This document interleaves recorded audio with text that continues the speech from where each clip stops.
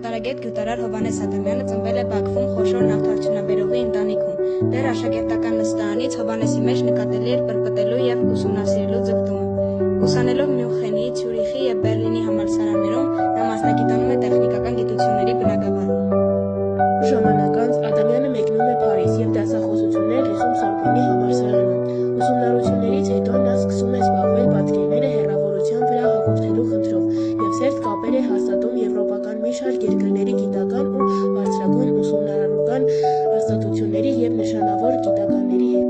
1913 թվականի վերջին Ադամյանը տեղափոխվել է Ռուսաստան և մշտական բնակչություն հաստատել Պետերբուրգում, մինչև 1932 թվական։ Այստեղ նույնպես սեփական միջոցներով ստեղծել է լաբորատորիա և շարունակել գիտափորձերը։ Այս ժամանակահատվածում նա ստացել է 21 արտոնագիր, որոնցից երկուսը հեռուստատեսության բնագավառում։ 1918 թվականին նա ստացեց Ռուսաստանում առաջին սարքը, որ սրվում էր սև և սպիտակ անշարժ պատկերներ, ինչը մեծ քայլ էր հեռուստատեսության